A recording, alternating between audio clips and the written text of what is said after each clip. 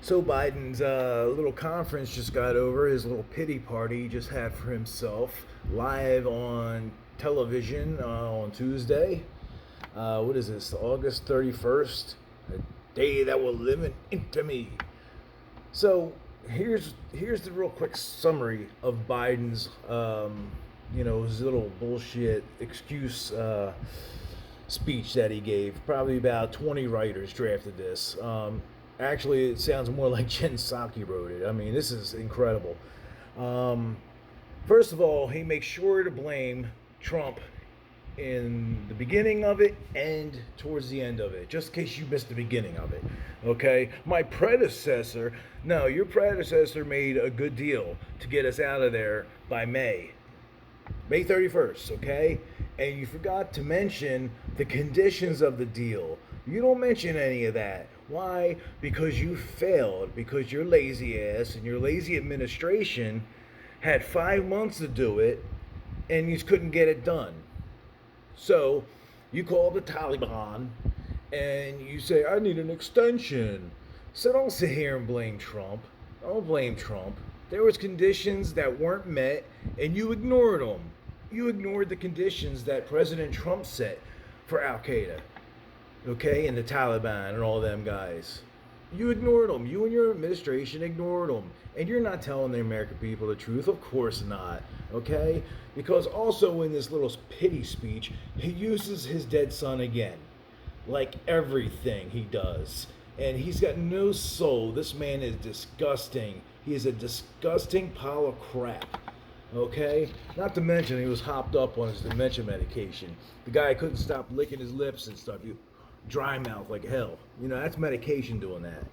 All right. He didn't talk about all the service dogs that he left behind to starve in their cages. Oh yeah, did you see the pictures of that? He left behind, I don't know what. How many service dogs in those cages did you leave behind there, Joe?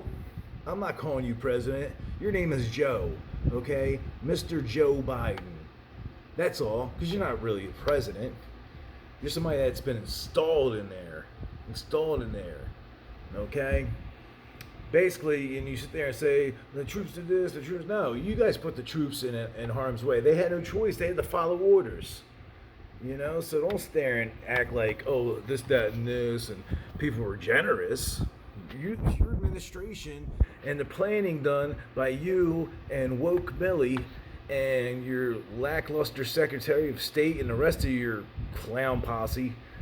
I mean, but really, it makes me sick when you started mentioning Beau. Well, maybe it's my dead son. Ugh, shameful, man. No shame. Ugh, no soul. Such a disgusting person. And also, the families of those 13 soldiers that died also went on record saying that Biden also just did that too during that speech to them. He was talking about his son more than he talked about the entire 13 people that passed away. It's disgusting. I mean, these people in D.C. are just disgusting people. Politics, man. Politicians. Ugh. And Biden has always been a dirtbag, a racist dirtbag at that, but my God, there was no, this is my fault. I should have did this better. None of that. I mean, instead he talked about, I will not get us in another, extend this war, da da da da. And, and by the way, did you catch that little look at his watch during that thing with the 13 fallen troops? Yeah. Don't have time to be there, Joe? Got somewhere to be? Is it nap time? Oh my God. And his famous, let me be clear. Motherfucker, you've never been clear. The whole time you've been speaking for the last 5 years, you haven't been clear. Let me be clear, he says. $2 trillion spent, he says. Okay. $2 trillion. Now all of a sudden you're worried about money, Joe. Is that the case? You're worried about money being spent overseas? How much money do we give to China? How much money do we give to every other nation? Did you really care about money? You left $85 billion worth of equipment so the Taliban can actually harm U.S. now. You left us less safe than when we went in there 20 years ago. You do realize that. I mean, I know the dementia is kind of hard, and the people around you tell you one thing, but you're like 30-second Tom. You'll forget 30 seconds later. I mean, this is just all this stuff I just picked up by watching this. It was so disgusting. Don't even waste your time. I mean, spend like $5 trillion. Okay, yeah, $5 trillion in an infrastructure plan. No, and you're worried about $2 trillion. Okay, let's see. Oh, don't also forget that this guy made it obviously clear that he is taking everybody down with him. Okay, he was saying, I made this decision, and that which was recommended me by Secretary of State, Secretary of Defense. He went down the list of people that are going to go down in flames with him. I mean, he wasn't letting that go either. Yeah, of course, he said, you know, when I got in here, my predecessor, blah, blah, blah. I mean, this guy, he loves to pin blame. Just typical Democrats. Pin blame everywhere else except for themselves. Never. You know, you'd be a lot more respected if people say, you know what, this is my bad, my fault, I screwed up, buck stops with me, I should have known better, I should have listened to the people around me that were telling me different and how to do this differently, but I wanted to be a jackass and do it this way, and then I'm just going to turn around and flip-flop and blame Trump. No, people aren't buying the blame Trump crap, okay? Because Trump took out ISIS. Remember? Trump took out ISIS. Meanwhile, ISIS ran free while you and Obama were president and vice president. Trump gets in there, and a month later, you don't hear anything from ISIS at all. 4 years. You don't hear anything from Al Qaeda. You don't hear anything from the Taliban. Now you look up in the sky, you see Black Hawks with people hanging from ropes from them, Joe. Okay? Who you blaming? Who you blaming? Blame yourself. You're an ignorant old fool. Okay? Blame yourself. Leaving dogs behind, service dogs behind in cages. No soul, man. No soul. $85 billion in equipment.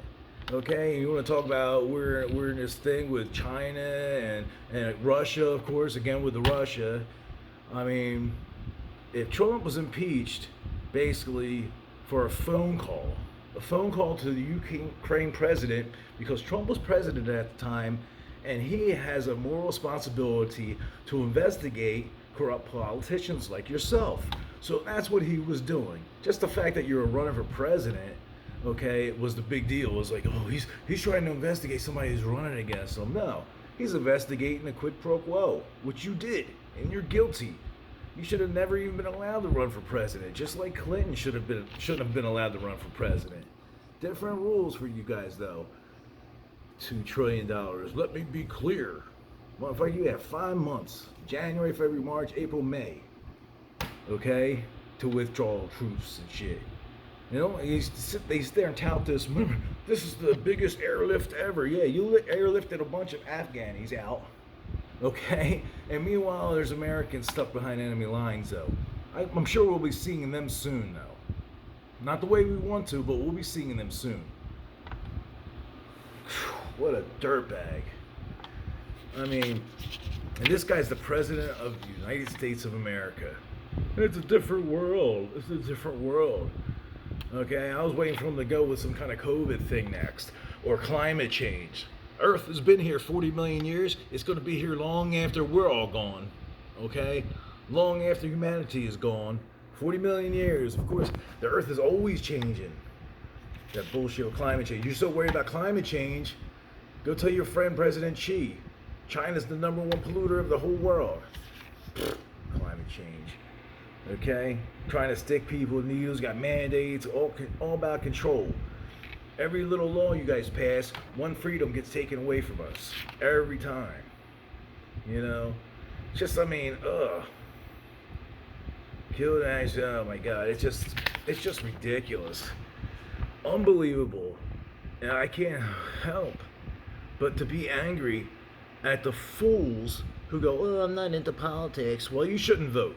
If you don't know what's going on, you should not vote. Okay? Because that's like looking at a ballot that has God and the devil on it, right? And you know nothing about the afterlife, right? Oh, I know nothing about the afterlife. But you vote, and you say, okay, this guy looks cute, or I'll just vote for him. So then you put the devil on office. That's the same thing you just did with this election. You don't know anything about politics. You don't know anything about the world. Yeah, you're going to cast a vote. You just voted for a man that's basically a puppet on strings. Okay, he says the buck stops with him, but he's just a patsy. He's a patsy. There's other people involved. There's Obama, he's still in the game. Susan Rice, still in the game. And I mean, Tara, I feel so sad for the parents of these troops. I mean, they didn't have to die that day. Shouldn't have happened. Shouldn't have happened. You know, Joe Biden did not even tell you a quarter of the truth in this statement today. He lied his ass off. And if you don't believe me, look into that deal that Trump made. Read that deal that Trump made. And you'll see what I'm talking about. Until then, wake the hell up.